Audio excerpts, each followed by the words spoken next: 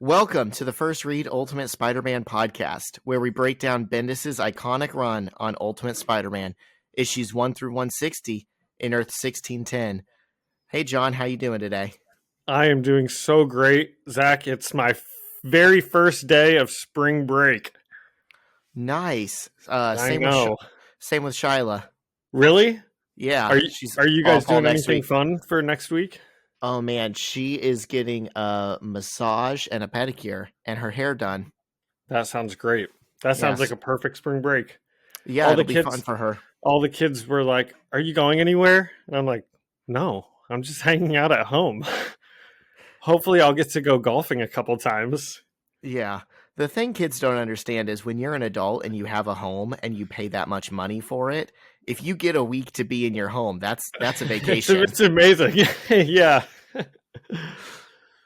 Well, how are you doing today? I'm doing all right. You can kind of hear it in the last episode we published. I had a bit of a cough. I've actually been like sick for about a month, but it was like just coughing occasionally and like a kind of sore throat. Oh, that But it stinks. but it flared up last week and then it flared up again this week and got like so bad I couldn't talk and like it hurt to swallow. And Yeah, we I haven't went recorded in like a week and a half, or maybe even a little bit longer than that. I know you've been going to like music shows a bunch, and apparently sick also. Yeah, probably not to say good to say that, but like I had been sick long enough and no one else around me had gotten sick. I was like, this isn't contagious. Oh, And I'm just guessing it like, wasn't COVID for sure. no, so it wasn't. I got tested. It wasn't COVID, it wasn't mono, and it wasn't strep. Those were the three things that the doctor thought it sounded like. And I was like, I'm telling you, I've had two of those before, and it doesn't feel like that. I call me crazy, but I used WebMD, and I was like, I think it's an infection in my lymph nodes because my lymph nodes were swollen, and because those can affect stuff, around them. And I was like, I think I just need like a steroid or something to knock out an infection. And they were like, yeah, okay, well, we're not really going to consider that. Just take allergy medicine. Did it work I don't eventually? know, man. I'm still, something's going on with me because I think it's still an infection, not an allergy. Hmm. Well, webheads, send your thoughts and prayers to Zach, please. He's got swollen lymph nodes. I've got a cool Spider-Man hat on that I bought at the for our webheads that can't see us. It's a red hat with a blue Spider-Man logo, but instead of the middle, it's a dollar sign. Point your head down again. I'm going to take a picture. Yeah, that's going on the Instagram. That's good. They can also see that my students and I are working on quadratic equations right now in 8th grade math. So I have what has to be what has to look like a crazy person's ramblings on my whiteboard behind me. It looks like you're a Marvel Universe scientist, and like, does it? that's all your work towards whatever. Well, it's actually like very simple ways to solve 8th grade math. I just tried to get all the different ways on one board. Nice. Yeah. Well, on that, I don't have anything else. Okay. I think we're rolling. We are rolling. So, like we said in the intro, this is First Read Ultimate Spider-Man podcast, where we usually would cover Ultimate Spider-Man. But as luck would have it, where we are in our coverage is the perfect time to start looking at a different series in that universe, which is kind of the flagship series of the universe. It's something that is coming back later this year to some degree. And it also follows up on what we were just doing in the Team Up series. So today we're not going to be looking at anything that contains Spider-Man. We're going to be looking at the Ultimates issues 1, 2, and 3. So would you say this series was kind of like the catalyst for the MCU being made? Absolutely. 100%. And as we go through the issues after this, I think you'll just see that more and more. I think there will be times where you say out loud, oh, this is exactly like the Avengers movie. Well, there were a couple moments today that I kind of just wrote at the end of my notes for each episode that were like, shot for shot from different movies. But there weren't that many. I don't know. I definitely figured it was the inspiration, but I was just wondering. Yeah. I'm sure you know about like Marvel's like bankruptcy problems and like how the MCU came to be in that regard. Do you? Vaguely. Well, maybe we can save it for the end since neither of us have something extra to talk about. Well, it sounds like maybe you're more like your knowledge would be more correct about it, where mine would be like approximate. Or I can at least sound more confident saying it. Yeah, you are good at selling things. Yeah. Yeah. All right, so are we ready to get into it? Get a word from our sponsor? I think so. I think on the note of selling things and not scamming people, we should throw it over to the Better Business Bureau. Take it away. Every business says they're better, but the ones that earn and display the BBB seal back it up. It instantly identifies businesses that are committed to operating with integrity, honoring promises, and telling the truth. Makes you wonder why every business doesn't have it. So look for it, because it's looking out for you. That's why it's the sign of a better business. And find a better business anytime at bbb.org.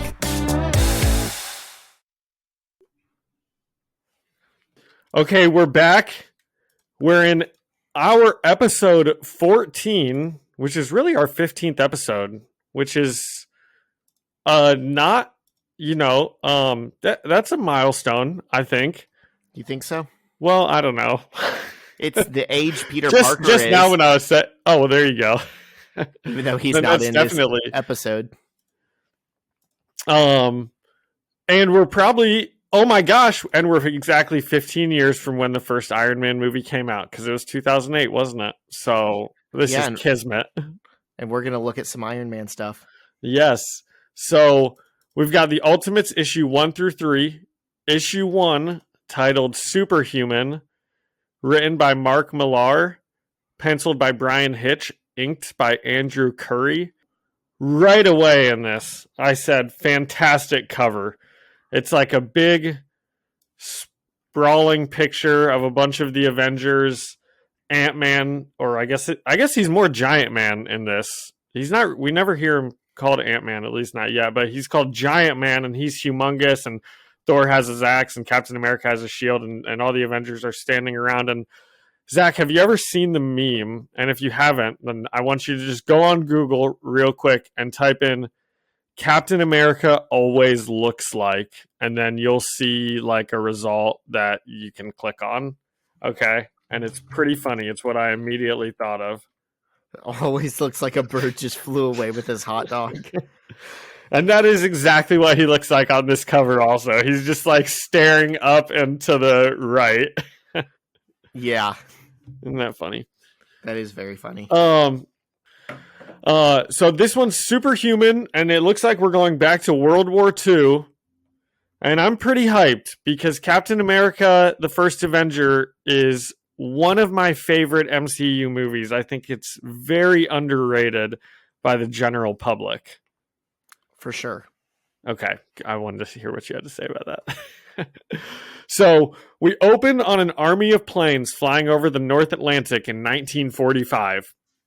The soldiers are joking around a bit about their mission and how they're all going to get killed, but they're just kind of like joking around about it. There's lots of camaraderie happening, I feel like. But one of them is kind of getting, he's like being a little more negative, and one of the soldiers says, "Did Hitler pay you with dollars or Deutschmarks to lower morale?"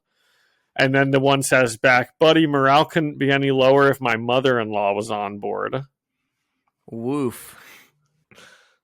So, and on page 2, I'm no longer really feeling the camaraderie from these guys because they're starting to talk more about how they're probably all on like a death mission here, or at least the one is, because the soldiers have some super weapon. It's kind of like a prototype of an atomic bomb. They call it a hydrogen bomb, and it can flatten cities. And the U.S. is just sending in like team after team of soldiers, just hoping someone can break it. But it sounds like a lot of soldiers have been thrown at this mission before, and they have not succeeded. And then we see James Buchanan Barnes, who says, well, we've got a secret weapon of our own up here. And the first soldier, who's being really negative, says, Captain America is just going to die down there with the rest of us. And he calls Cap a star-spangled phony who gets 18-year-olds excited about signing up for the military. First thoughts on this plane ride? I think it's setting the scene really well. I mean, this is like, it's not like this is, building any of these characters up, because they don't matter. We're not going to be following them in the present day, obviously, but it tells you a lot about Captain America, and like the fact that, people kind of don't know if he's like, a myth or a legend. Like yeah. is this guy for real, or is he just a PR stunt? Yeah. Later on, he gets called something like the guardian of some mission, or like the demolisher of the Battle of Doomsday, which is a Doctor Who thing. I can't think of what it's in my notes later on, but I think they said Normandy. I think they the Battle of D-Day. That's what I was trying to think of. I was like, why am I thinking Doomsday? That little thing. Yeah. Which I'll get to it when they talk about that, but I of course had to Google, because I did some World War II research when I came across things, because I was like, I don't know the timing of World War II very well. So anyway, Cap calmly asks Bucky, he's like listening from the corner, just not really saying anything. He just calmly asks Bucky to reassure the men that he hasn't lost a crew in 3 years. And he pulls out a picture of someone named Gail, not the Peggy Carter that I knew from the movies. Okay, real quick. Got to jump in here because we're hitting on a lot of things real fast. So it's Gail Richards. Are you about to tell me that this is a Reed Richards relation? Because I was going to ask you about that. Two things. So first, even before that, when he says he hasn't lost a crew member in 3 years, as Americans, we like to pretend like, we're back-to-back World War champs, and, we beat these, enemies or whatever. But it's like, in reality, in both World Wars, we jumped in with like less than a year and a half left of fighting. So him saying that he hasn't lost a crew member in 3 years, it's like, dude, who were you fighting for those 3 years? Because we weren't in Europe. I'm Googling, when did the U.S. enter 1944. World War II? 1944. And from this says the United States began to provide significant supplies and other assistance in 1940, even though the United States did not enter the war until December of 1941. That's on the Pacific Front. As far as we know, Captain America never fought on the Pacific Front. Let's see. When did Pearl Harbor happen? 1941. Oh, so we didn't start. Oh, interesting. Well, I don't know what he was doing. He was fighting Hydra, right? I mean, we don't know in this universe. I know, and that might be one of my critiques with this issue, is maybe I wanted a little more info, but we'll get to it. Okay. And then the second thing, Gail Richards. Yes. I had the same thought as you, because I didn't recognize that name at all. Like, that's not a character that I was familiar with in the main Marvel continuity. And I thought, surely anyone with the last name of Richards is going to end up being like, related to Reed Richards. And that's not the case at all. This is the weirdest little Easter egg that they put in there. So back in like 1940, Oh my gosh, Zach went really in depth to give us this one. I did, thanks to the depths of Wikipedia. Back in like 1942 or 43, they actually made a Captain America movie, like not long after the character had first debuted in the comics. But they changed like everything about him. So it's not Steve Rogers. It's like District Attorney Joe Bob Johnson or something. Like it's a different name. And instead of the shield, he has a little service revolver. And he's not even fighting like Nazis or Hydra. He's just like fighting criminals or something. And So this is just a totally different character than Captain America in every way. completely, but he's called Captain America and he wears the like The superhero Stars and suit. Stripes. Yeah. And in that movie, his love interest is named Gail Richards. Oh, that's funny. Yeah, So is Peggy Carter from the comics? she is, yeah. Okay. Like the main comics, like Yeah. 616. Well, I wish that she was his love interest. I would feel a bit more of an emotional connection to both characters, I think.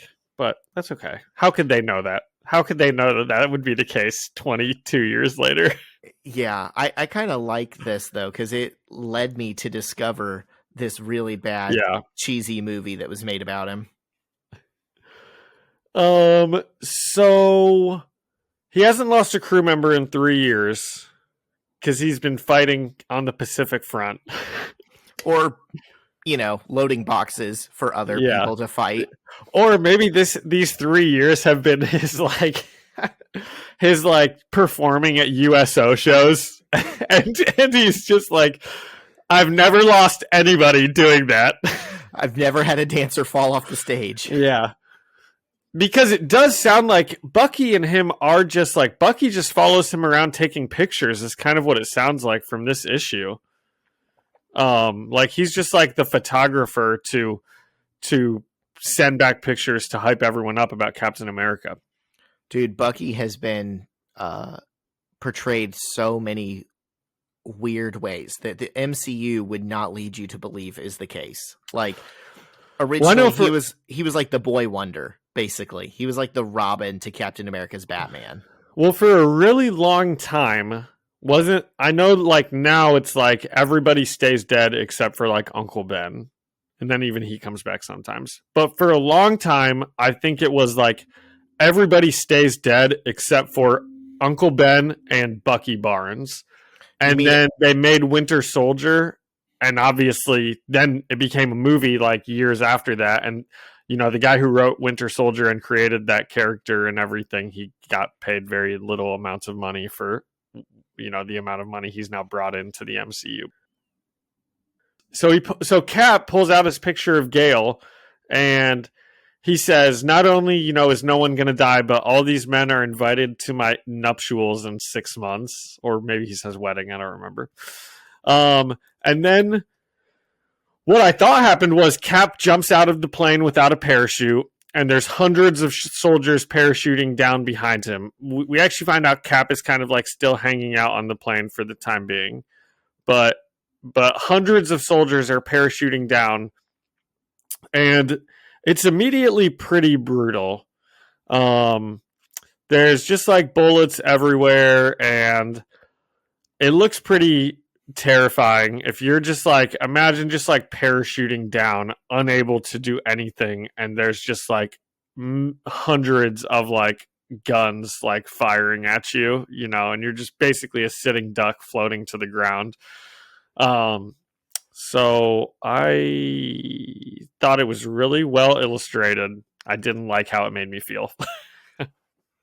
Yeah, it's pretty gory. Yeah.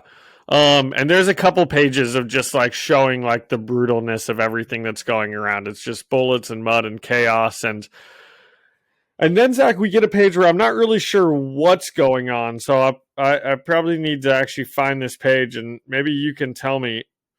Did you notice that like right after they drop, like, and some of these people are getting killed, it's like he was just talking about I've never lost a crew member in 3 years, and then within Okay. like 5 minutes, he loses a bunch of crew Okay, members. I'm actually like glad you said that, because back when he said he hasn't lost a crew member and you were talking about what's he been doing for 3 years, what I thought you were going to say is there's no way no one has died on any of his missions. He definitely must mean he has not lost an entire crew and a mission in like 3 years, which is kind of a scammy way to sell something, Zach. I would report him to the Better Business Bureau, because that is not accurate. I took it to mean like of the people under his command. So like maybe he has his own little, I don't know the The phrasing Howling for it. Commandos. Yeah, maybe he has his own little platoon of like 15 people, and he's like, "Yep, Well, he does have the Howling Commandos. That is like the Captain America thing. it was a Nick Fury thing first." Oh, was it? Yeah, Okay. Well, never mind. Zach knows way more about this than I do. it's all good. Yeah. I was just gonna say, I'm glad they did add the Howling Commandos in the movie now, so at least people like know that. And I don't think it's too far of a stretch to say, because at the time Nick Fury was like, kind of like that was like his war flashback stories. So it's still like a World War II group. So I don't have Yeah. a problem with them making it Cap's thing. Okay, so on page 10, this is where I am not really sure what is happening on here, because they all drop on the parachutes and then like someone's getting carried away, and I can't really tell if it's good guys or bad guys, and then simultaneously like 3 people all turn their head and say, "Oh my god." And then the guy who is being negative gets hit by a bullet in the head, but his helmet blocks it. But he's like totally shocked that it blocked it. So I don't really know what any of these people are referring to when they say, "Oh my god." And I don't know, was he just surprised that the bullet was blocked by his helmet, or Well, there's an exit wound out of the back of his helmet. So it's like it went through the front and the back of the helmet, but somehow didn't touch his head. oh, you're right. Okay. Oh wow. So do you know what they'd be referring "oh my god" to? Because they really make a point. I mean, they show 3 different people like turning their head and saying it, and I just don't know what they're referring to. But it's not that big of a deal. I guess just the horrors of war. Yeah, probably. So as that guy is looking at his helmet, an explosion happens and it sends everyone flying. And Kowalski, that's that guy's name who was being negative, he calls for a medic, and Barnes rushes over, and I think he says something like, "I don't need a photographer, I need a medic," or something like that.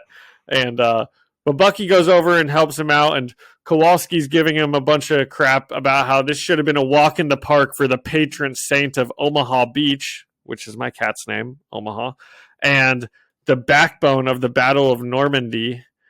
And that's Which are the same thing. So it's almost like he's only been in one battle. So maybe that's how he's never is lost Omaha someone. Beach Normandy? It was one of the beaches they stormed, yeah. Well, I had to look up, because I was thinking when they said that, I was like, wait a second, but D-Day ended the war. So, then I looked it up and I was like, oh no, it didn't. It started our involvement in the European front.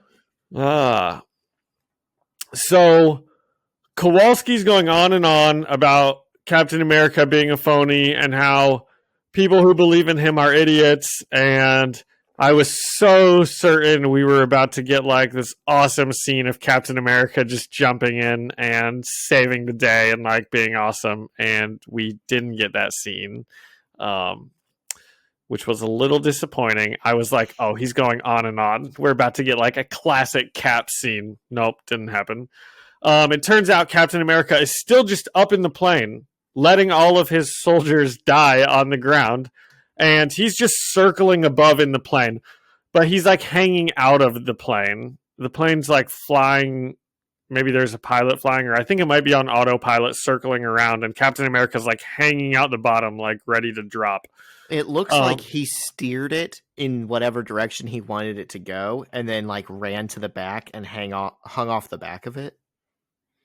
Yeah, because he says that the plan that I even wrote in my notes. I'm disappointed. I wanted to see him come in and start wrecking Nazis. But Cap says from the plane, he says the plan wasn't going to work. The Germans have their rocket missile aimed at the White House, so the U.S. can't afford to mess this one up. So Cap is going to try to storm the north side of the base, which I guess is maybe where it's closer to the missile. But the other soldiers say that side is impregnable. Is that word? Impregnable? Yeah. Okay. So Cap is hanging off the bottom of the plane, and he's steering it into the ground, and he crashes it into the ground near the north side of the base. And I guess in my notes here again, I said I'm kind of confused by some of these panels, so maybe I'll look back at what I might have been referring to. He crashed through like a window, like a big, like multi-story window. Okay, like into the base itself. Yes, which is funny because they called this base impregnable. They're like, oh, you can't get in that way. And there's just this like 10-story window overlook right in the middle of it. Yeah. So now Cap is in the base, and he does kind of start wrecking some Nazis. And he beats up some guys, and he leads his men into the base. And the Germans have this huge rocket / their hydrogen bomb, and the U.S. soldiers don't understand how the German tech can be so advanced. And Cap tells them all that like there's way more like stuff going on in this war than just like the Germans and the U.S. And they wouldn't believe him if he told them. So then we come to a page with a German yelling at other Germans in German. So I don't know what they were saying. And I assume it's about Cap invading because they're like yelling at him. And the Germans launch their missile, and Cap runs towards it, telling Bucky that now's his best chance to get a good picture for the paper. Hold on real quick. Yep. I think my one semester of German in college might help us out here. So I'm trying to figure this out. Air Zach. Yeah. It looks like, oh my God, it is this is the end or something like that. Okay. Wow, that was huge. So yeah, it was very the Cap invasion.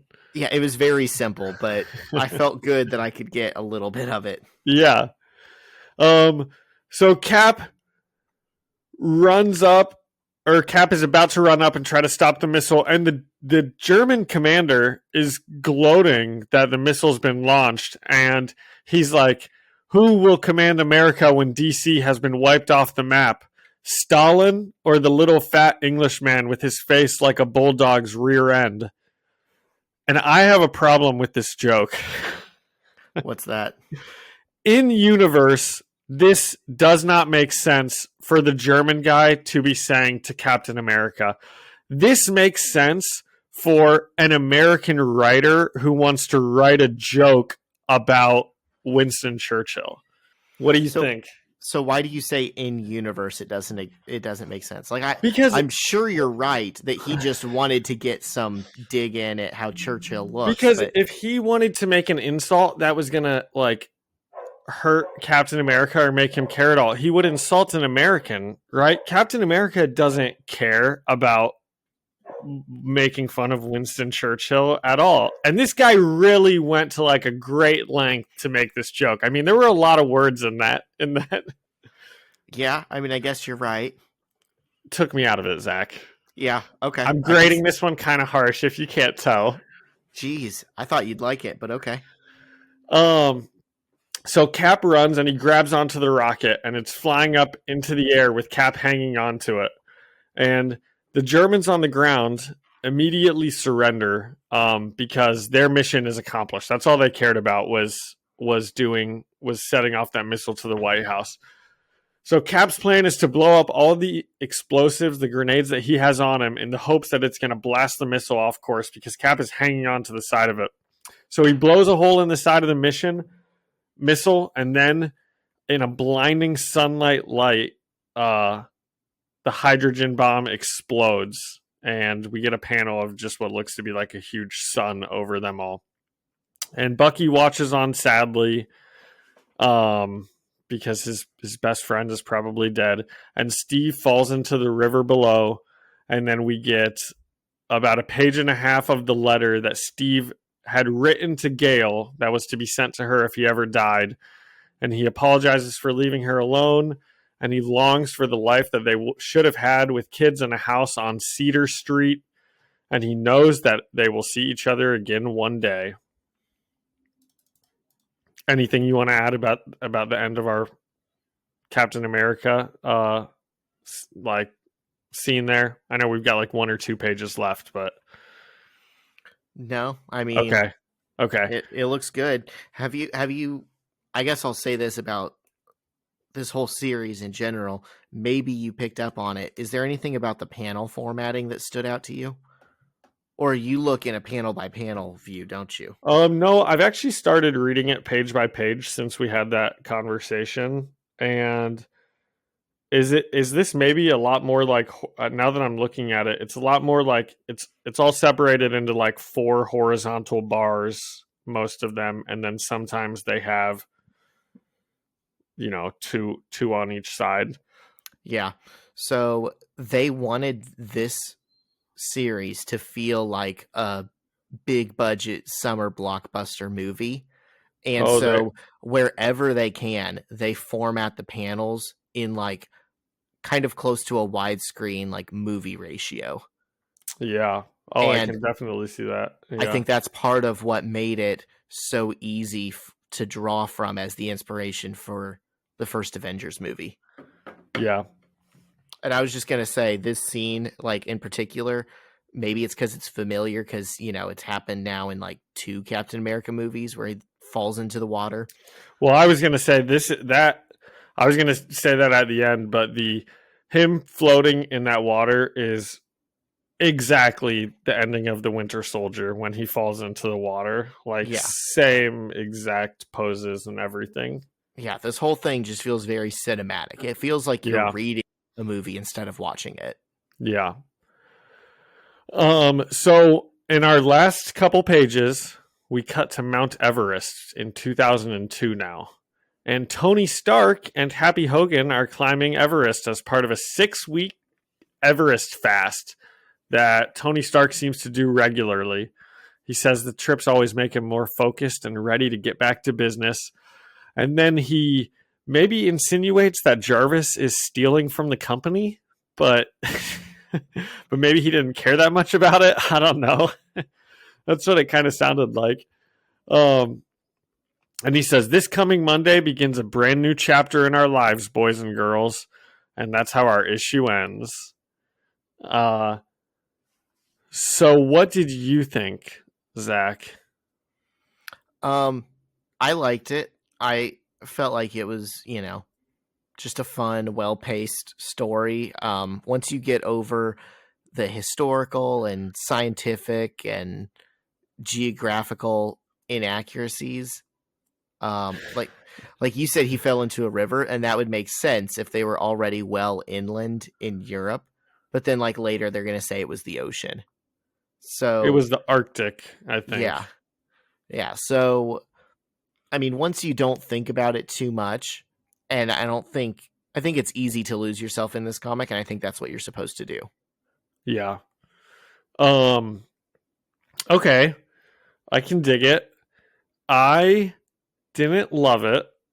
And I probably had really high hopes for it. So maybe that's one of the reasons, but I thought Captain America seemed kind of cocky. He didn't seem like his, like, I don't know. I just wasn't in love with the way he seemed to be characterized in the couple of scenes that we get of him, because we don't get that much of him, which was kind of another problem. We didn't even see his whole body and face until like halfway through the comic. Yes, so that was another issue I had. I wasn't in love with the way the characters were drawn, because I thought a lot of their faces just didn't stand out at all. and it made it hard to determine who was who and who was a good guy and who was a bad guy. And so that was a couple things. I know I kind of mentioned there were a couple pages where I just wasn't sure what exactly was supposed to be happening. So there were some things I didn't like. I would have, and maybe we'll get to learn more about this, but I want to see Captain America become Captain America. That's what I was hoping we would get, was like the story of him going from like little dweeb to Captain America. But right, we meet him. He's already been doing this for 3 years. So, and then that stuff when he's like, there's way more to this war than you guys know what's going on. Well, tell us, because I don't know at all what's going on. Was it Hydra? Was it some other thing? Is it just like Nazis? I don't know. John, that's called a tease. Well, tell me. But okay, that's fair. Because just like in the Avengers movie, the weird stuff that they're fighting in 1945 comes back, and it's the same weird stuff that they're fighting in the Avengers. And I figured it would probably be like that, but I would have just tell me it's Hydra. Just be like, it's Hydra. Yeah. So anyway, I thought it was kind of mid, as the kids say. Do you have a grading scale you want to give this one? Was it low key not bussin'? It was low key. Yeah, that was well said. Yeah. How about out of 10 troops returned home safely? Okay. I don't want to kill troops. I'm gonna give this one a 6 out of 10 troops returned home safely, because Captain America hung out on the plane while his troops died fighting. Yeah. Okay. I'm going to be just a little bit more generous. I'm going to give it a 7 out of 10 troops returned home safely. Okay. I can dig that. Usually you're lower than I am, except on ones I feel like. I know. Lately, maybe. And I thought you would like this one because you like Captain America, but I know, but it just didn't. It just didn't do it for me. It's a different Cap than what you were wanting. It is. But I think maybe he'll get better, because I don't know. We'll see. Maybe when he wakes up, he'll be better. We shall see. I just would have. Do we get to see his backstory?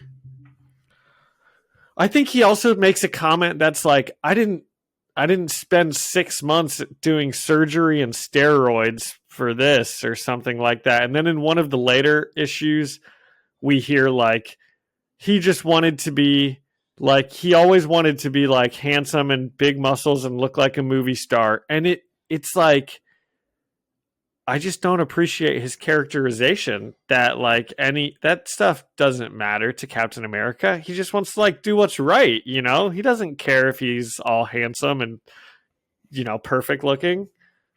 Yeah. I don't think we see his backstory again, but I think we hear about it. Yeah. Okay. Well, let's get into it. I was excited to go see Tony Stark though. Yeah, I was going to say, man, it is too convenient if Tony Stark stumbles on Captain America's body out in Everest in that last panel. I was about to like take multiple points off if that's where that last page was going. Oh my God, I would have too. Thank God it didn't go there. But anyways, that brings us into issue 2, written by Mark Millar, pencils by Brian Hitch, inked by Andrew Curry, colored by Paul Mounts, and lettered by Chris Eliopoulos. So we open on Nick Fury eating with Bruce Banner in a rooftop restaurant in Manhattan. And Fury apologizes for the view, and we see that the area just below their window is mostly destroyed buildings and construction sites. And he says the geniuses who organize his schedule didn't even think about where they were sitting him for lunch. And he says, I just hope watching them rebuild Chelsea Piers doesn't bring back the whole Hulk thing for you. And we see a flashback to Ultimate Team Up issues, I believe 2 and 3, where Spider-Man fought the Hulk. And Banner tells Fury, believe it or not, but I hardly give the Hulk a second thought these days. And Fury tells him, no offense, but I'm not sure you're ready to come back yet. And Banner insists that he's 100% again, and that they are running 3 blood tests on him a day and have confirmed that he hasn't had any Hulk cells in 12 weeks. And Banner, what you got? Nick Fury looks exactly like Samuel L. Jackson. I think he looks more and more like it. Every panel they draw him, they like make it a little bit more and more exactly looking like Samuel L. Jackson. Yep. Yeah, it's not subtle. It looks I love like it. It looks like a drawing of Samuel L. It Jackson. does. It does. It's like hard to believe it was legal to do. So Banner asks Fury how he's liking his new job, and Fury says, man, heading S.H.I.E.L.D. is like being the Pope, the Queen, and the President of the United States all rolled into one. And he says every lunch with an employee becomes a minor military operation, and that half the people in the restaurant right then are undercover agents. And every article of clothing he owned has been replaced by $1 million wardrobe laced with bugs and cameras. And he says taking the position was like volunteering for a career as a paranoid schizophrenic. But the money's good and the girls are pretty, and being in charge allows me to smile favorably on all of those underfunded side projects. And Banner asks him which projects he's referring to, and Fury says, the Super Soldier program you've been working on for the last 8 years. What would you say if I told you the president just authorized $150 billion in your plans for a new Captain America? Which, first of all, isn't how the United States government works. Congress actually spends money, but okay. Get him. Yeah.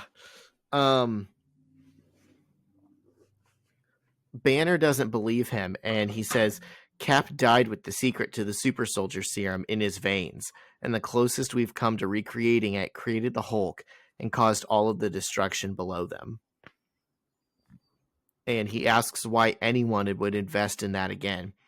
And Fury tells him it's because they're living in crazy times, and the threats to their safety are getting worse.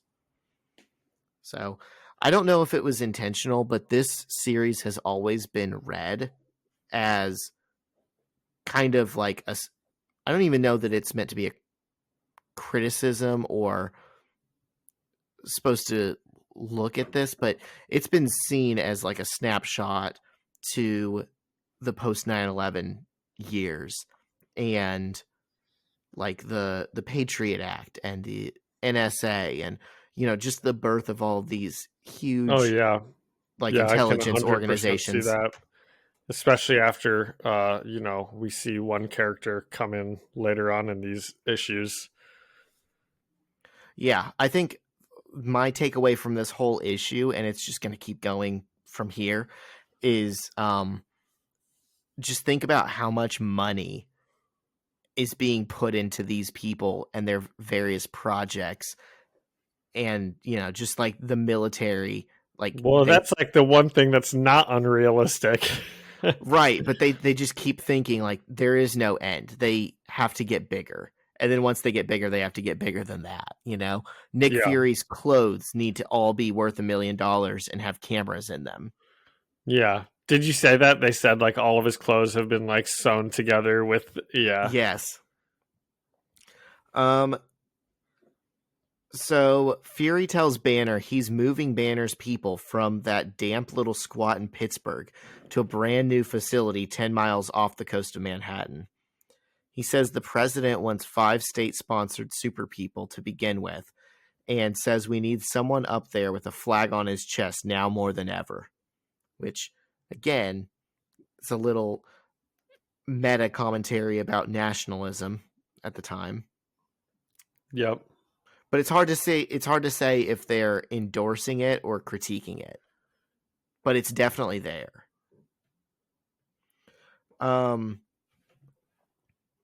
He tells Banner not to get too excited yet because all of this came with one very specific condition. They're demoting Banner to number 2.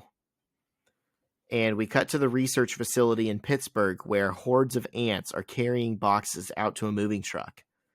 And a woman with short, spiky black hair walks in and asks, "Am I losing my mind, or are insects helping with the removal, Jason?"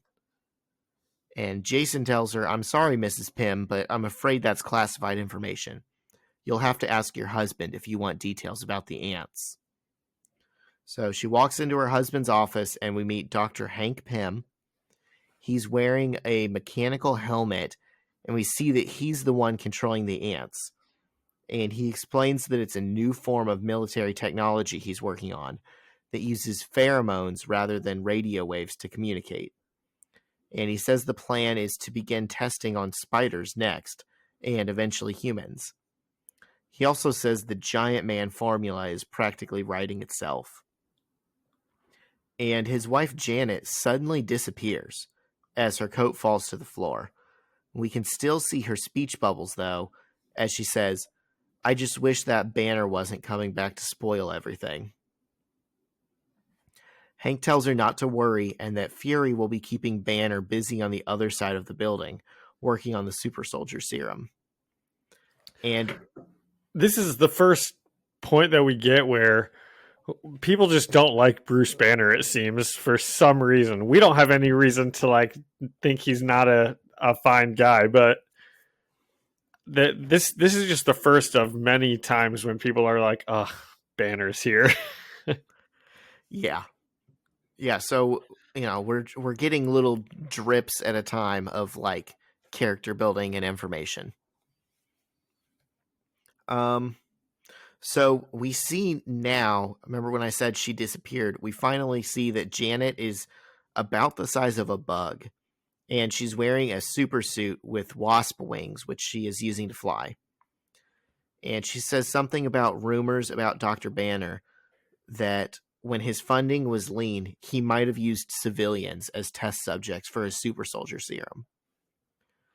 Hank tells her no one in the program has a spotless record, but if Tony Stark is involved in it, then that can only mean good things. And on cue, we cut to New York, where Tony Stark is flying through the city testing out a new Iron Man suit. And he lands in his building and gets out of his suit.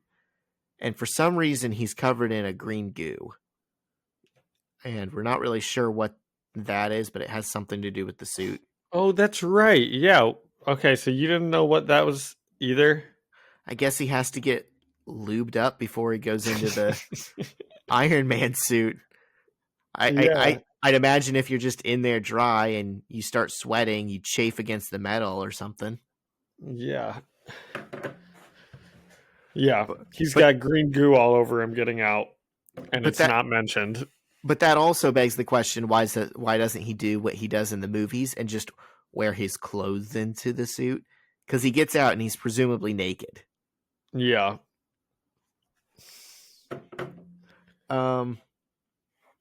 As he walks, he talks to Nick Fury and wants to review the team lineup. He says, "So there's me, Pym, that poor little wife he shrunk, and whatever Marine we end up with once Banner cracks the Captain America formula, correct?" And Stark asks Fury if they can lose Banner. And Fury says, "It's out of the question, Daddy-O." I didn't love the Daddy-O. It doesn't feel like something Samuel L. Jackson would say, but it feels like something someone would think a guy who looks like Samuel L. Jackson might say. Yeah.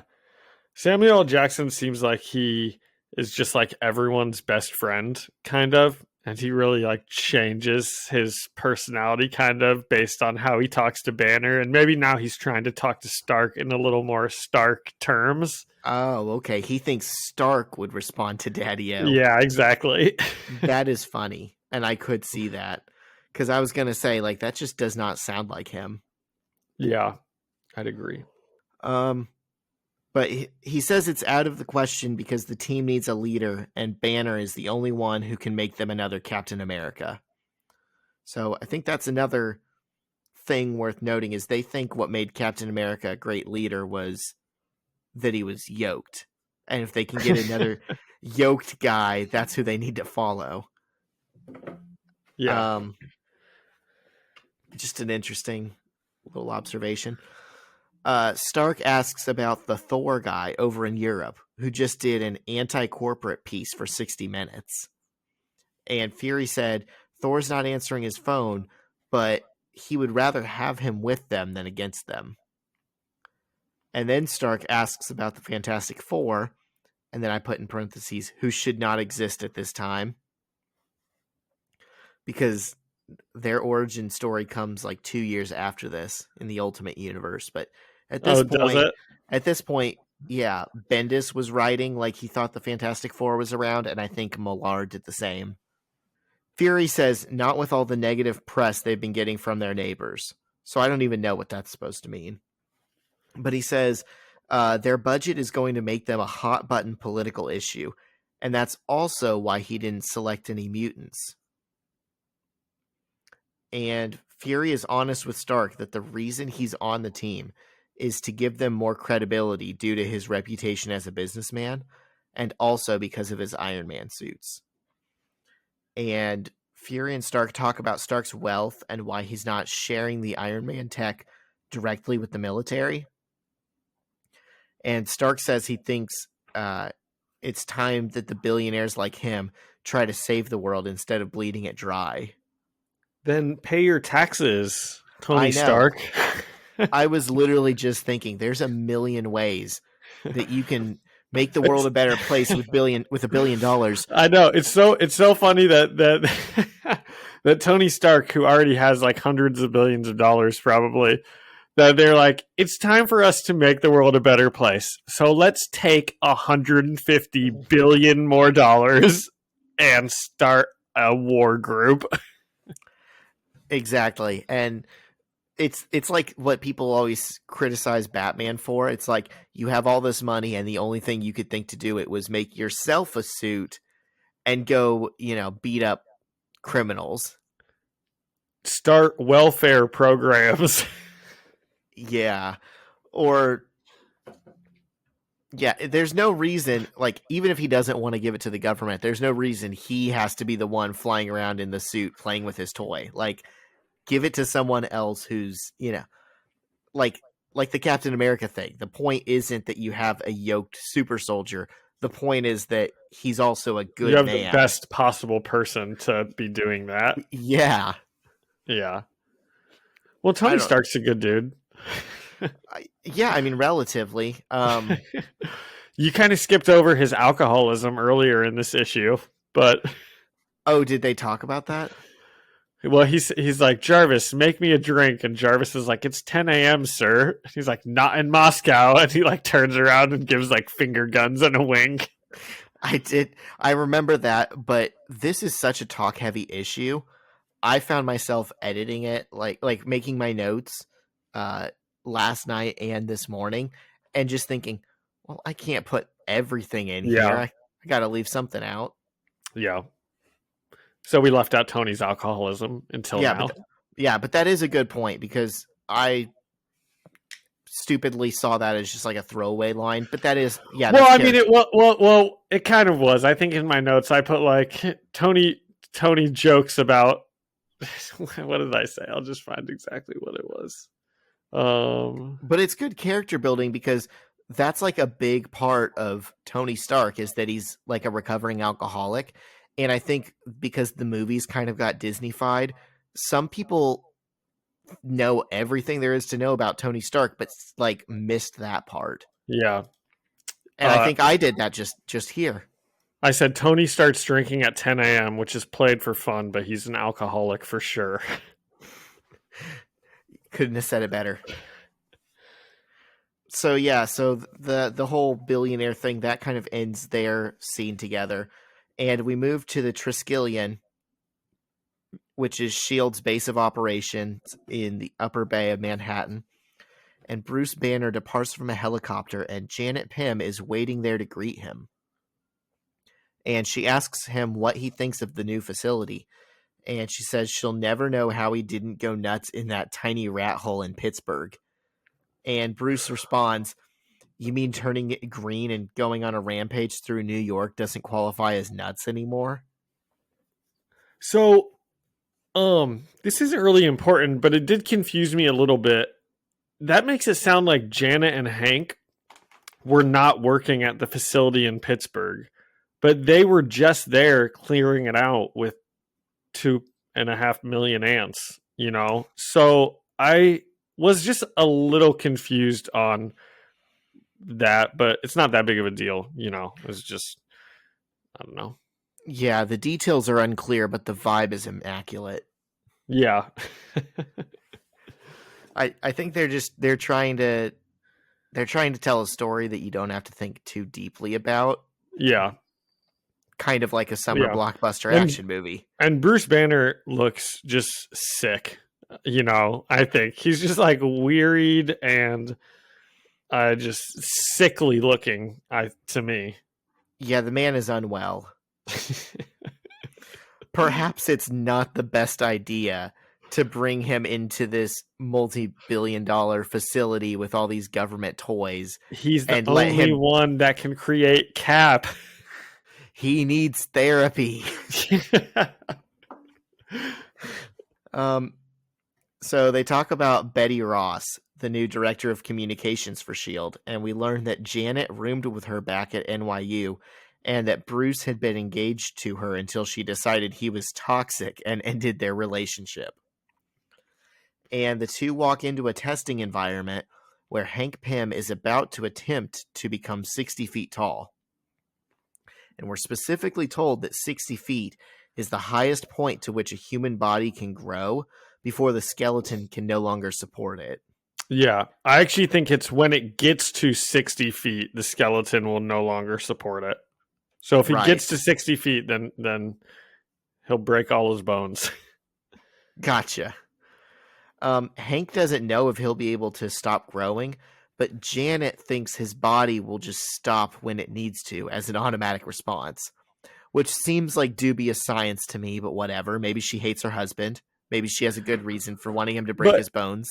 But she does say that that's what happens when she shrinks also, or when they shrink. You know, she makes a point to say that she's like, why do you think you always shrink to like this size to where your body can still do it? It's like happens automatically, you know? So there's at least some past like knowledge at work. It's not just like wing it. Hopefully your body stops.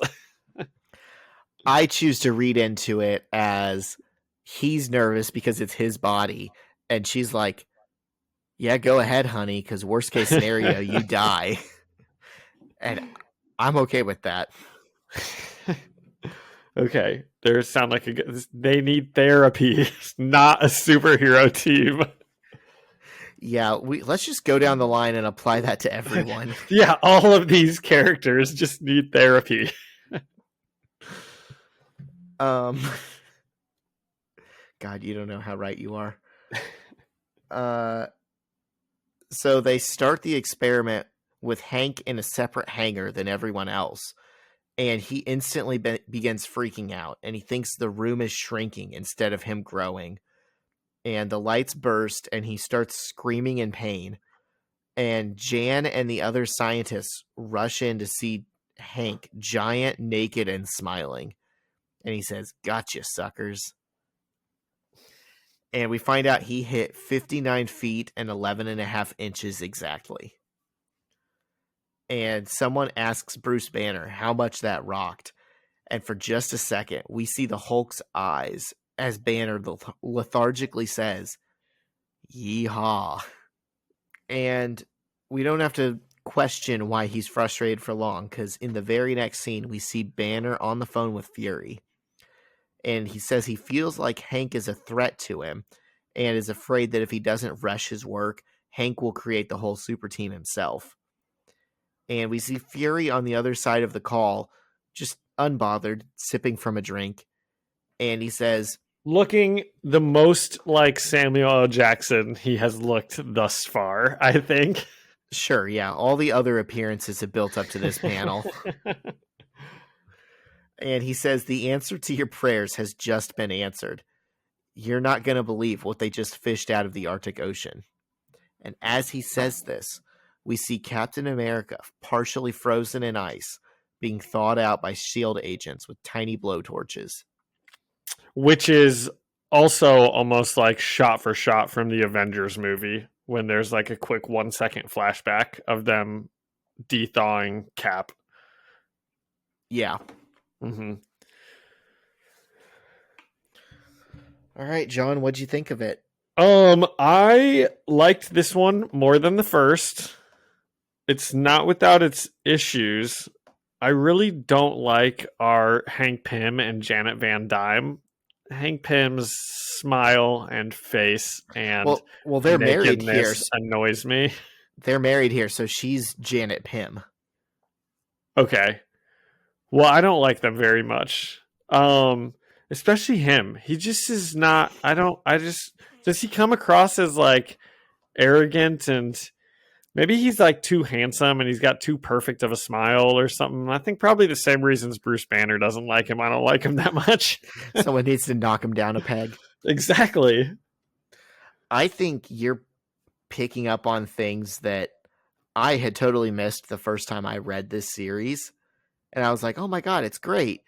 But then everyone else calls out and they're like, oh my God, Ultimates, all the characters they're so dark and unnecessarily like bad people and arrogant and like you're getting those vibes early on. That's funny. It's very interesting. I'm scrolling back through and looking at Tony Stark just covered in green ooze for like 4 drawings in a row, and they just don't mention it at all. And then he puts his normal clothes on over it. Like, that's gross. But I really like Nick Fury. I think he is probably my favorite character in this series that we've read so far. And I probably enjoyed this one a little bit more than I enjoyed the last one, which was still good. I would say, what can we give this out of? Out of 60 feet. Oh my gosh. How Jinx, high we buy growing. me a Coke. Oh my gosh, that was perfect timing. Zach and I just said that at the exact same time, out of 60 feet. Hey, John. Yes. They were there. Well, but maybe it might have came through a little bit different, you know? And if it came through different, it was the exact same time. That's true. Out of 60 feet, okay, now I got to go into my percentages a little bit. So if I gave it 50 out of 60, that'd be so 45 out of 60 would be 3/4. Okay, I'm gonna give this a 40 out of 60. 2/3. So a little bit better than last issue, which was 60%. This is about 67%. Okay. I'm right there with you. I actually think I liked the last issue better because this one was so talk heavy and I had to take the notes on it. But Yeah. I gave the last one a 70%, so that's consistent. This is a little bit less. Okay, issue 3. And if you thought, oh, Ant-Man being humongous and naked and hamming it up and looking like a... Are we allowed to say the word D-bag on this podcast? I mean, no one's going to stop us. Well, if you thought that was over in issue 2, well, just wait till the very first page. Because Ant-Man is giant 60 feet Ant-Man just stomping around the park is our first page on this panel saying afternoon ladies as he's like walking towering over them. But it's pretty funny. I'm kind of I don't know, being overly critical probably. No, it's fine. Hating Ultimate Universe Ant-Man or Giant Man as it were is a completely rational and measured response. Good. So he is, like I said, we open on a full page of Hank Pym. He's humongous and he's hamming it up. His wife, Janet, is recording him. And Hank is like, can you believe we're superheroes? The two biggest nerds on the planet. Which is great. If there's a line that makes me like him, it's like that line right there. Because it kind of reminds me of like Peter Parker a little bit. And Peter Parker actually does super heroics. He just grew. He's just stopping. Yeah. Yeah, it's actually true. He hasn't done anything yet. He's just literally like a big Statue of Liberty like walking through the park. So just then, Janet gets a text from Tony Stark, and we immediately cut to Stark and Fury watching Captain America being defrosted and monitored. And Cap wakes up, and Fury, Banner, and Stark start to explain his situation to him. Cap immediately thinks he's being tricked by the Germans. Oh gosh, now I remember this. Because he doesn't think a black man would be as high-ranking as Nick Fury. He's like, I know the only high-ranking black person in the military, and it's not you. So, woof. Gosh, there's just so many other ways to have him think he's being tricked. Like, why does that need to be the reason that he, like, why do we immediately have to be like, he's out of the 1940s, by the way, so he's just a little racist because everybody was like, it feels like they meant for it to play like, it's a commentary on how bad things used to be, and it's like, no, you're also showing how bad it is right then and there, like because you published this book in 2002, and just by putting that out there, you're saying in 2002 we were still, like you thought this was okay to publish. Yeah. I definitely, I don't, it's not like they were, I don't think they were like purposefully trying to like make Captain America seem racist or anything, but I think he seemed a little bit anyway. They were doing a thing. Yeah. So Cap starts rampage, but it is funny that he would be like, there's no black people high up in the military. This must be a German trick because they would think that there are black people high up in the military. If there's anywhere in the world where they'd be so tolerant and open-minded, it's Nazi Germany. Yeah. What an idiot. Is he taking over Harry Osborn as like God's perfect idiot? It reminds me of like Rocky Horror. Like you just, he's this perfect blonde. That's what Hank Pym. Strong man. That's like what Hank Pym looks like to me in this, more than Captain America does. That's like what Hank Pym looks like to me. But he's dumber than a box of rocks. Yeah. Okay, so Cap starts rampaging, much like he did in the movie, where he realizes, or where he thinks he's being tricked when he wakes up, and Hank Pym turns into Giant Man and just like squashes him with his hand, which is kind of funny. But Pym is naked again when he gets huge. He's naked, and Janet is also flying around naked as the Wasp, and it's just weird. And Cap and Fury are sitting around in a car on Cedar Street. Yeah. And we know it's not because they don't have suits that they can, enlarge with themselves, because literally last issue she was wearing one, and then earlier in this issue he was wearing one. Yeah. They're just into this. This is like their thing. I know. They definitely are. And then Cap and Fury are sitting outside Cedar Street talking in a limo, and you might remember Cedar Street as where Cap's letter to Gale says that they wanted to get a house together. So Cap says he's sorry he broke Fury's nose, and then Fury makes a comment that he says this nose has been smashed more times than Robert Downey Jr. Which, do you think this Iron Man is meant to look like Robert Downey Jr. at all? like, do you think that they had that planned out now? Or do you think this just happens to be like a throwaway line that happened to, I don't know. What do you, I think it's just kind of prescient that Yes.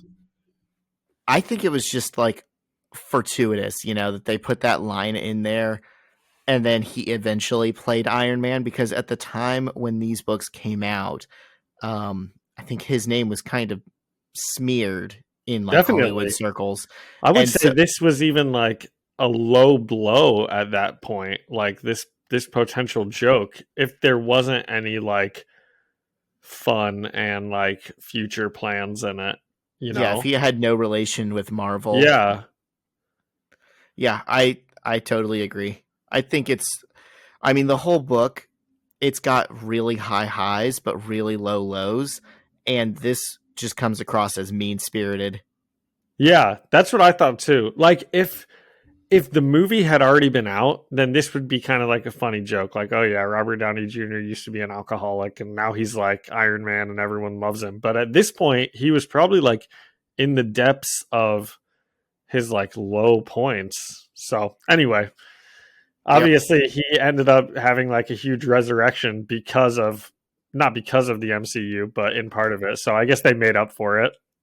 So they're sitting outside this house on Cedar Street, and we find out it is none other than Gail's home with Bucky Barnes. And that's a little strange, I think, that Captain America wrote this letter and had Bucky deliver it, saying how he wants to live this life with Gail on Cedar Street, and Bucky just, like, did that. At least buy a house at a new street. He read that and said, damn, that sounds kind of good. Yeah. So Captain America comes in with Nick Fury, and I'm a bit confused at how this situation happened. From my reading, it seemed like Bucky didn't recognize Steve at first, so I don't know who he thought Nick Fury was like coming over with. And then Steve makes a comment, and then Bucky does kind of recognize him, and he's like, oh my gosh, I'm so embarrassed, blah blah blah blah blah. And then he kind of yells up the stairs to Gale, and he's like, he's here, he's standing here. And Gale is like also embarrassed and like refuses to see him, and then he leaves, and there was no emotional catharsis at all in that scene. Yeah. What did you think of that?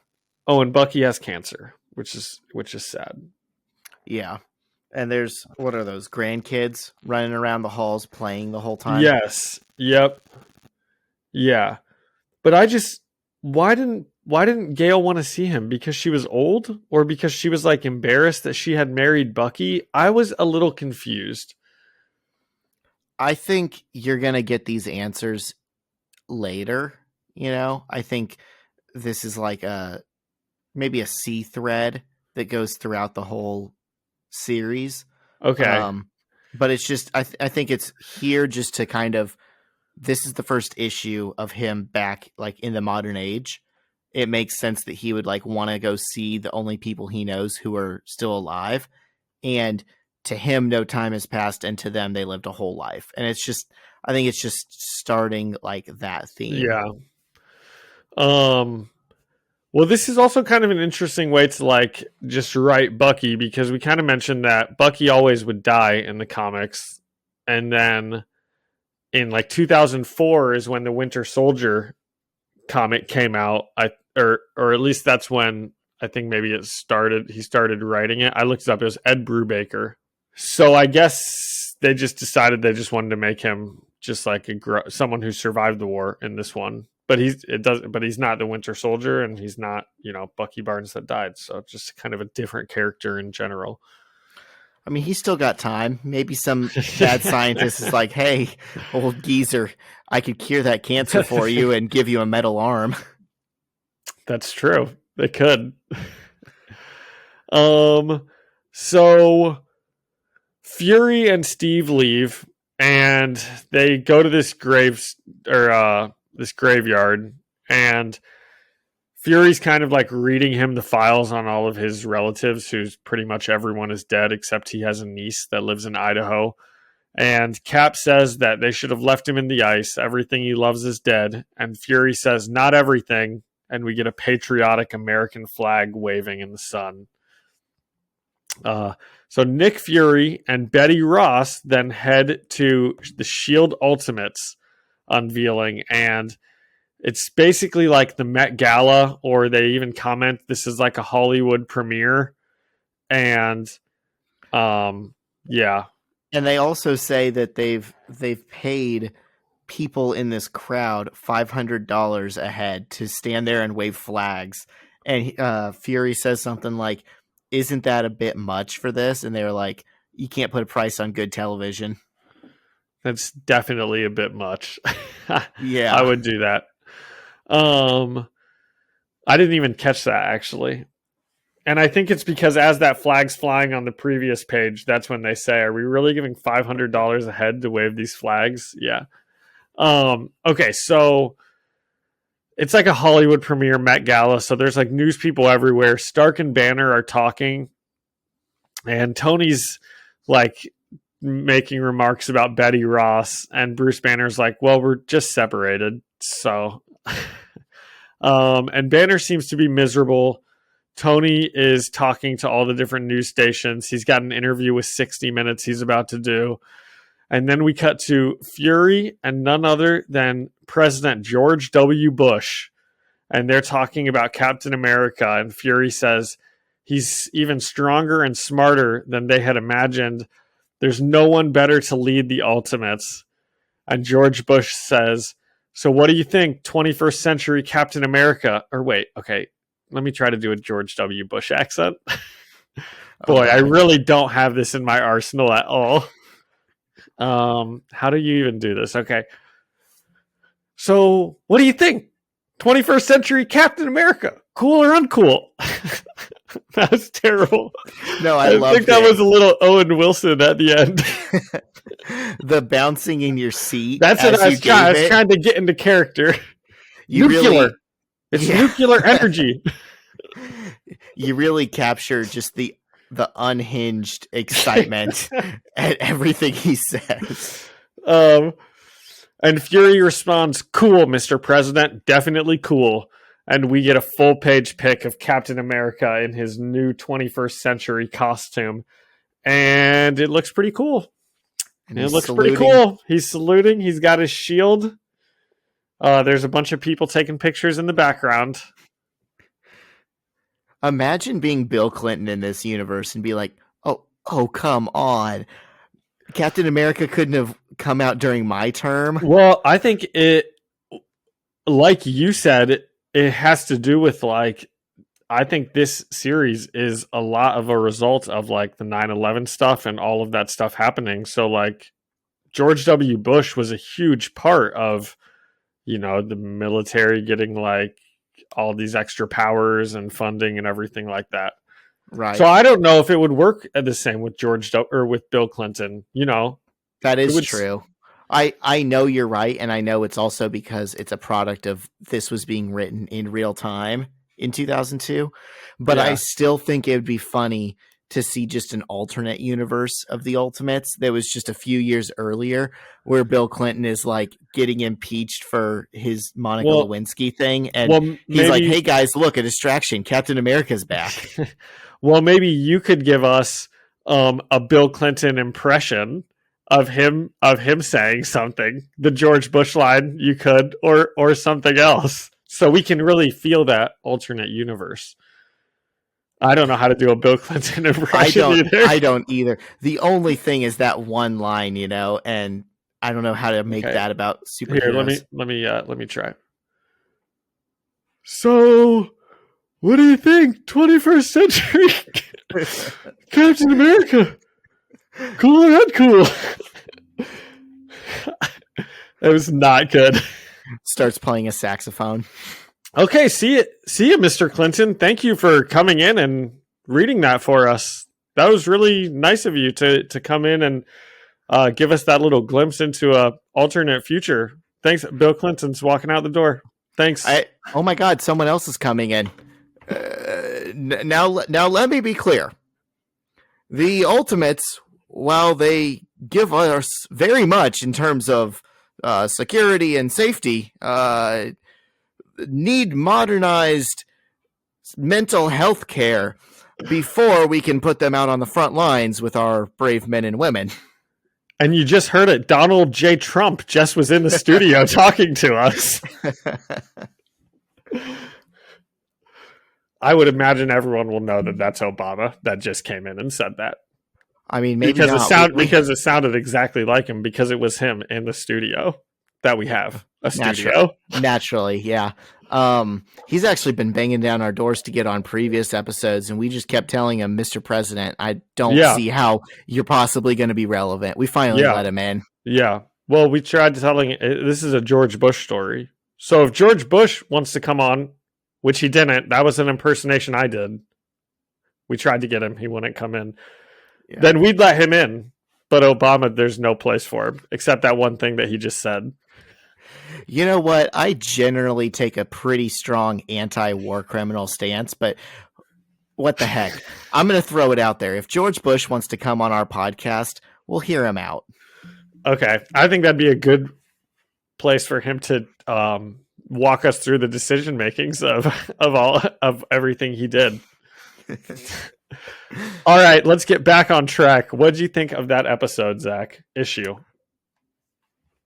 I liked it. Just a good little continuation of the story. You seeing like your problems with these issues is really like opening my eyes to like, yeah, that was there, wasn't it? I think I get kind of wowed by the highs and you get kind of freaked out by the lows. And because I've already read them, I'm glossing over the lows. I'm like, yeah, I know this is coming, but look at how great that panel looks. So yeah.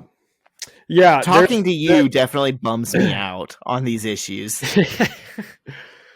That's good. That's what I was hoping to do.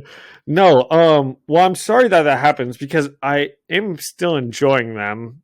But like, I think I liked this one the most out of the three that we read so far, even though, you know, there were some not great moments, but I think the issues themselves were good. Like the scenes of Captain America and Nick Fury just talking like in his car and then in the graveyard. I think those were really good.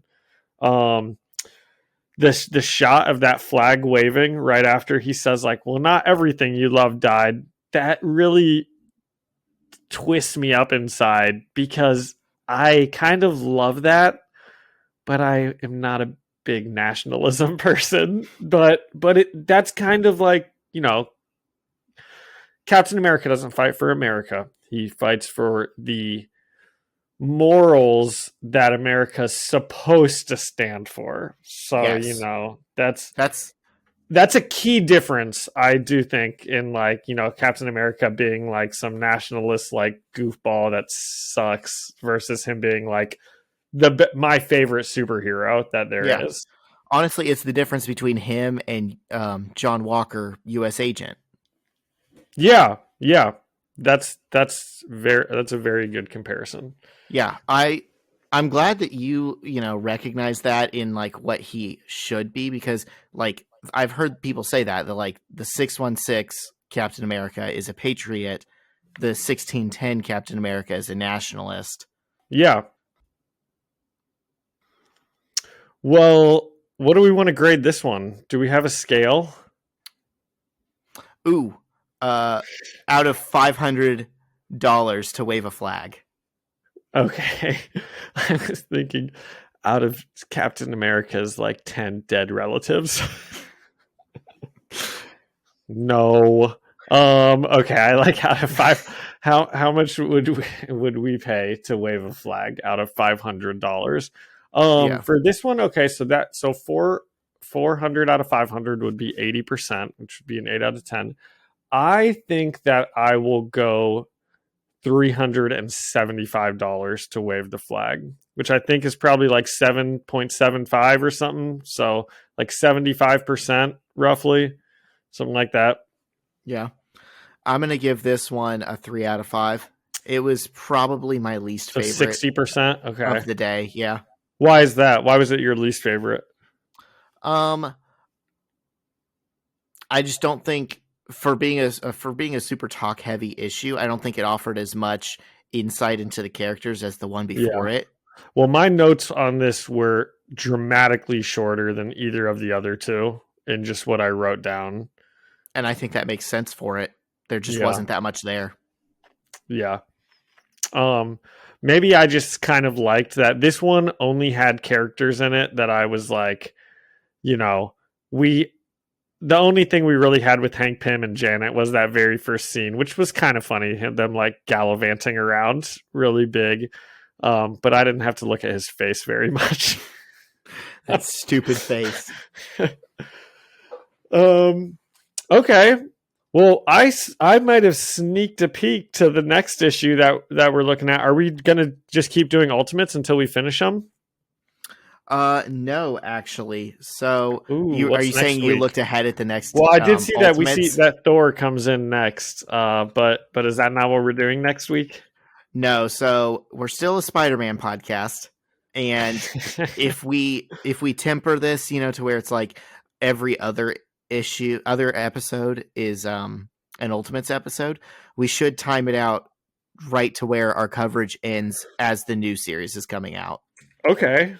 So next week we have a story that is not in the Ultimates and is not in Ultimate Spider-Man. Zach, I can't help but think that our First Read Ultimate Spider-Man podcast is kind of going off the rails here. We've already done Ultimate Team Up. Now we're in the Ultimates, and now it sounds like you're about to throw another series at us. Hold on, stay with me. So it's neither of those two. It's a third, more sinister thing. It's Ultimate Spider-Man Super Special #1. So it's classified as a different comic on Marvel Unlimited, but it is Ultimate Spider-Man. It's like the annual issue for it.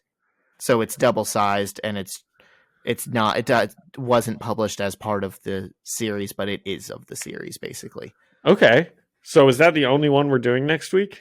Yep, because it's double-sized, I figured we'll split it. You'll do half, I'll do half. And this is one I had forgotten it existed.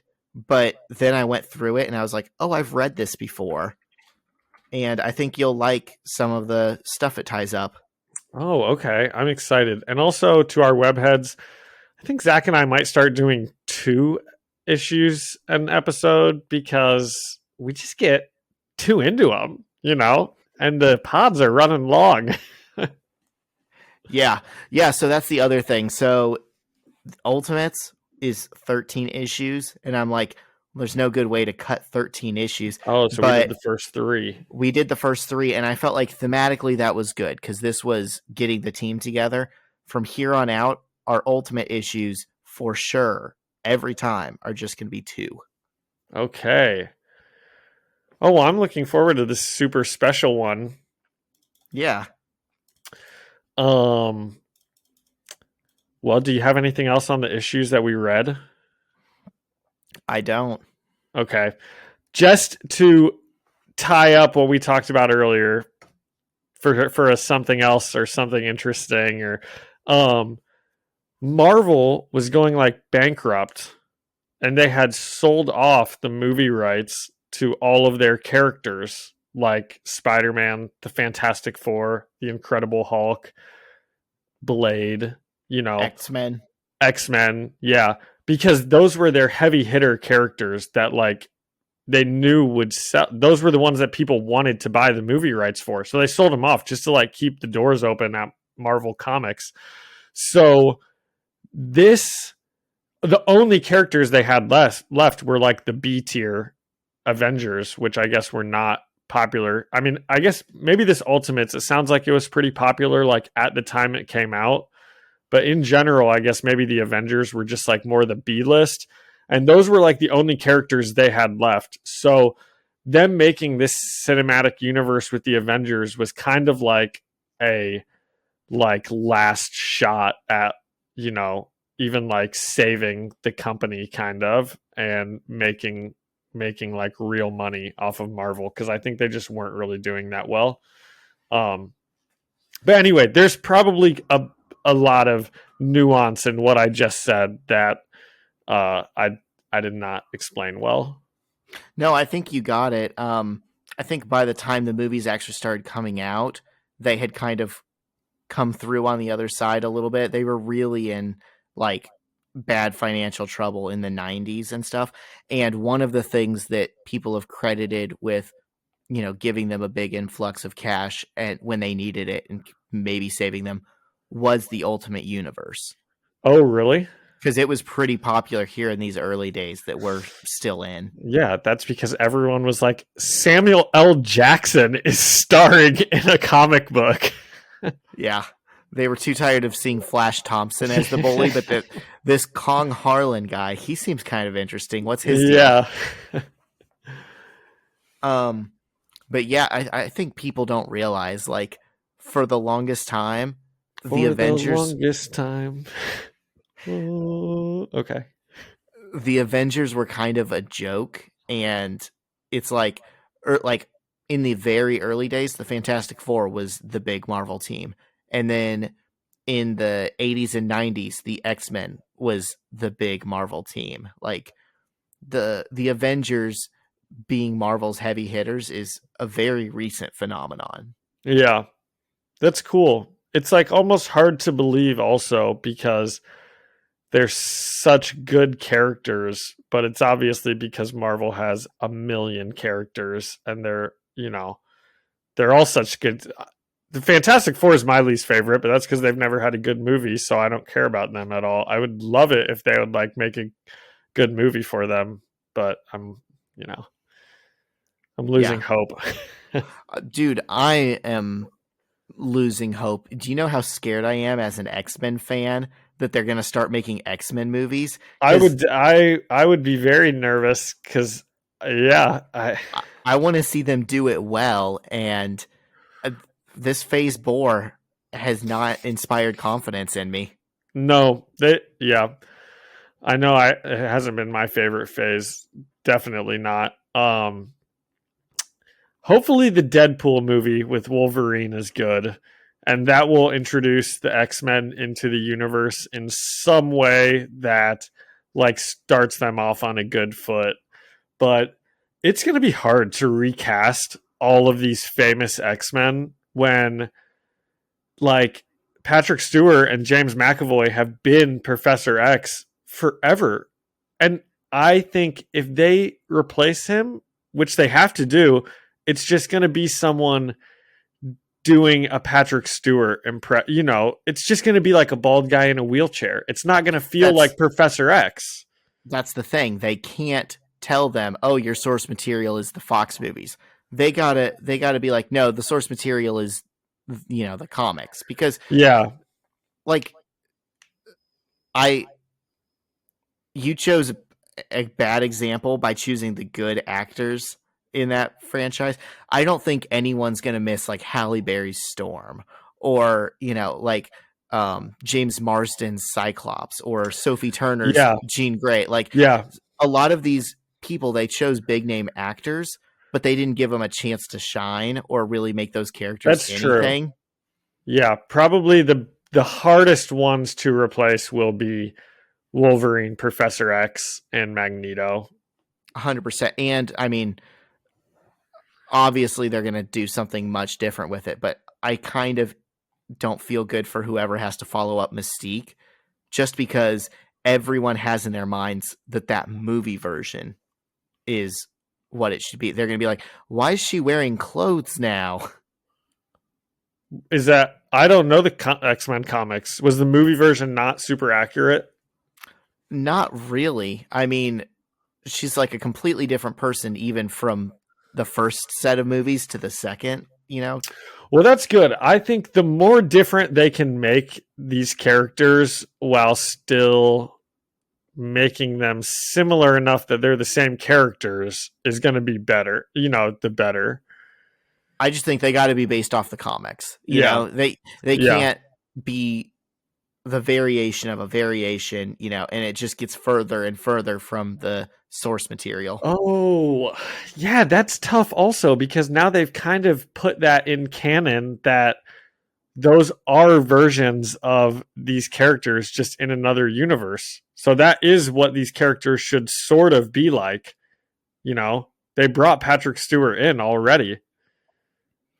There's so many different versions of the X-Men. So Ultimate X-Men in this universe that we're covering, that is like completely different too. And part of that is Mark Millar, the guy we're reading Ultimates from, he had never read the X-Men, even though it was like the biggest comic in the world.